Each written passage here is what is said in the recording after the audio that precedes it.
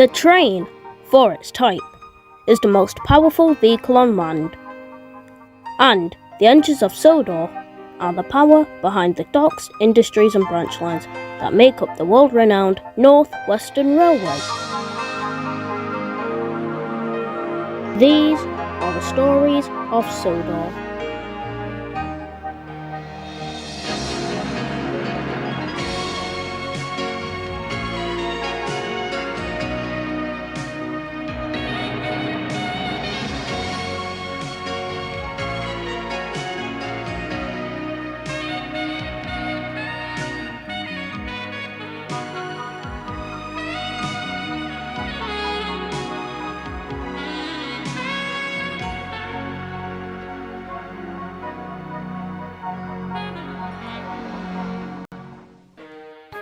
Ever since some of our friends had died in 1965, it was all work and no rest until the replacements arrived. But it was clear it was too much for all of us, and we needed help, fast. One day, Percy was at Brendan Docks, when he saw Sir Topham talking to the dockyard manager. "So, those replacements are coming soon?" "Yes, next week." "Good. We need them fast. Henry has been struggling hard without Pierre. So is James. Are they useful?" "From what their controllers have told me, yes, and I hope so." "Ooh, that sounds exciting. Great news!" "What? The new replacements are almost here." "When? Next week?" "Great, now my driver just got a new car, a Toyota Corolla." Was it Toyota Carolina?" "Toyota Corolla, you twit! It's a car made in Japan." "Come on, Gordon, don't be so rude to Percy. Even I didn't know what Toyota was at first, and you didn't act like that." "At least you didn't make such a horrible mispronunciation." "Oh, bad news." "What?" "The replacement. They're delayed." "Oh no." "Anyway, do you know what happened last week to my driver, James?" "No, tell me." "Oh, big news. Is it the replacement?" "No." "Percy, bad news. The replacement." "The what?" "The replacements are not coming next week, but the week after." "Oh. Now, good news, chaps." "Let me guess. It's the replacement. How did you know?" "You've been talking about them for a week. But go on." "I just found out that one of them would have been built and have its first firing right here on Sodor." "Fascinating." "Ooh. Anyway, good news, Westerners. Is it the replacements and that one of them is a Ginty? How did you know?" "Hey, great news." "What?" "I found out some more information on the replacements." "I might have known." "What?" "One of them is called Jimmy." "Oh, Jimmy. Wait, Jimmy? As in a nickname for James?" "Yep." "Disgusting." "Oh, come on, James. What's so bad about another James?" "'Cause until now, I was the only unique one with the name James. Now another James. What if he's trying to replace me?" "You're acting like a child, James." "I'll pretend I didn't hear that." The next day, the replacements arrived. Percy was excited, but James was not. "Why does one of them have to have the same name as me? It removes my uniqueness." "Oh, for God's sake, shut up. No one cares about your opinion." "Silence! They're here." "Oh my God, those are them, aren't they?" "They are the replacements. I completely forgot, actually, that two would arrive and one would be built here." "How'd you know all this information?" "Percy's been talking about it till the cows come home. He talks about it endlessly, as if we're the greatest thing ever since Welsh coal. Anyway, engines, this is Jimmy, and this, as you know, is Murdoch." "Ooh, interesting." "Nice to meet you." "Indeed." "Oh, rubbish." "Hi, Henry. How are you, old friend?" "Good, Murdoch. We need your help. I'm so tired and overworked. I'll need a summer holiday just like the school children." "Well, I'm here to help." What a chatty lot these engines have become. "I'm Jimmy. Jimmy the Ginty, they call me. And this is Edward, Henry, Gordon, James, and Percy. Hi, I guess. Why are you so cross? Oh, don't mind him. He's just sad his driver's favourite TV show has been cancelled. Excuse. Shh! Welcome to the island of Sodor. I hope that you two will be very useful engines. We will, sir. Excellent. Jimmy, you shall set to work pulling Annie and Clarabelle on the Farquhar branch. And Murdoch, there's a heavy goods train to Barrow that you must take. Yes, sir.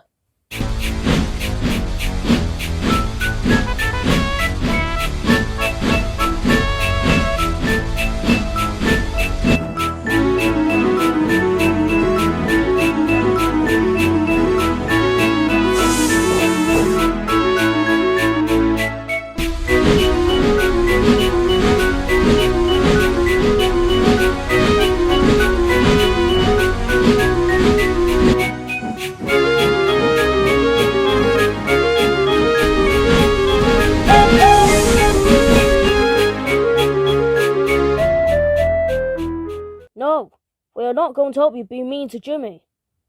What's so bad about another James on this island? Because until now, I used to be the only one with that name. Always unique, but not anymore. Okay, now this isn't vain. This is simply childish. You know, it would honestly be more tolerable to boast about being red than arguing about something a 5-year-old would argue about. Could you two help me out? For the last time! No! You know what? I'll go tomorrow without you two.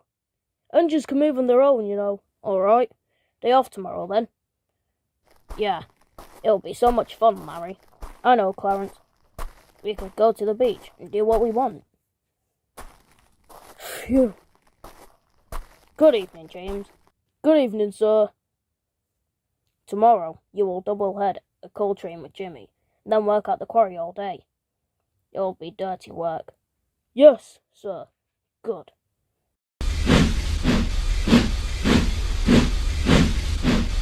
What's the longest train you've ever pulled? Have you ever worked a Marseille? Have you ever crashed? Please, I want some peace and quiet, and I don't want to share a shed with chatterboxes. No need to be rude. We're only being friendly, lady. Well, I don't like it. Good night. What a jerk. Don't mind him, love. That's just his type. But that isn't. He used to be a prat, but changed. That's weird. Since when were you two a couple? Oh, it's been a while. Well, what did I say about the peace and quiet? Shut up, moron. Arthur! Hang on, James. Where's your driver and fireman? Well, they both had a cold and won't get better until this afternoon. They told me to be careful, so I went out without them. They were fine last time. Well, they got it this morning, and someone told me. Okay.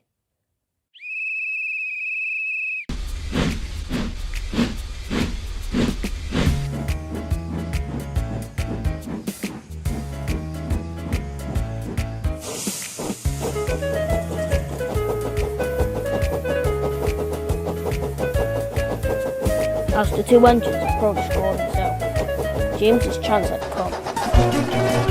Help! My brakes! They've broken! I'll stop you!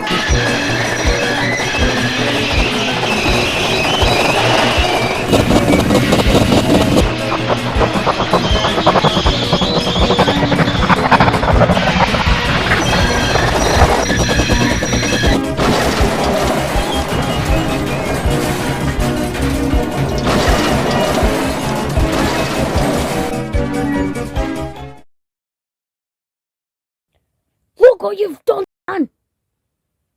It wasn't my fault. My brakes were broken. Are you sure about that? Sir Topham? Yes, it's me. I saw your crew at the beach today. Well, you said your crew were ill.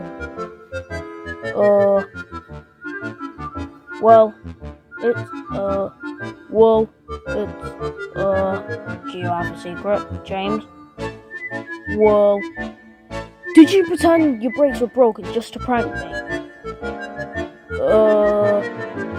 James Fleetwood. Yes, I did it to prank you. What? What is the meaning of all this? Sir, it was because he had the same name as me. No! It's a nickname for Jim, you great-faced twat. How was I supposed to know that? James! You are such a fucking childish little bastard! That sure is childish. Apologise to Jimmy, now! Sorry, Jimmy. After you are repaired, you shall stay in your shed for the next fortnight. You clearly can't be trusted on the railway, and if you insult any engine one more time, I'll double it. Yes, sir. And that was indeed the case.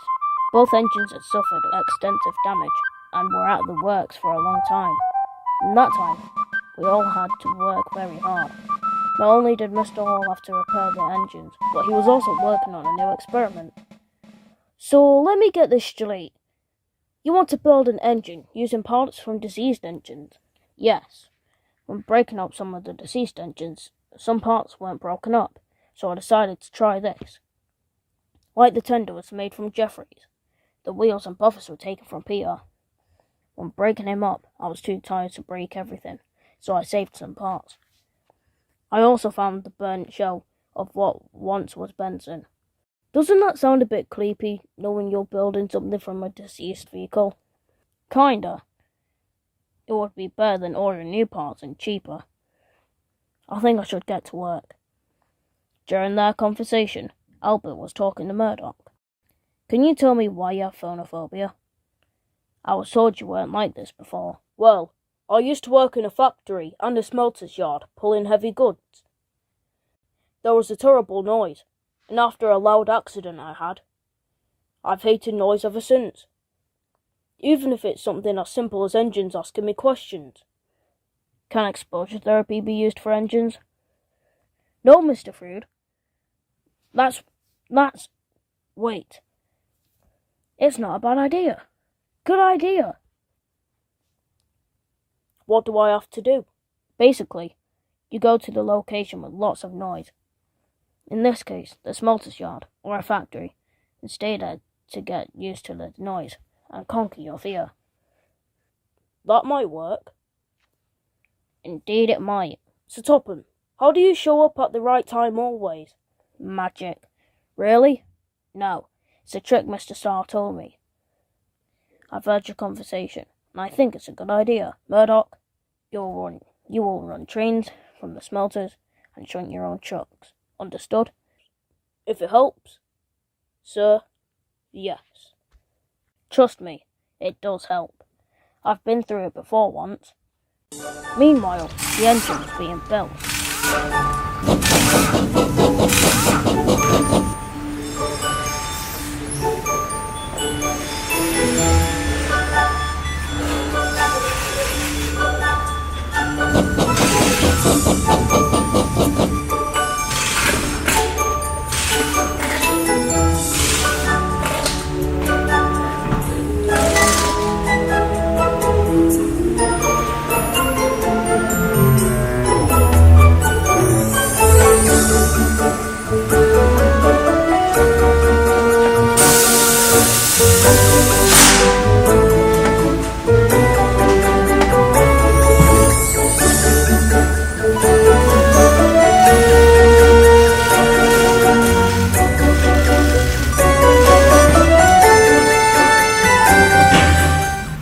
Look, it's finished.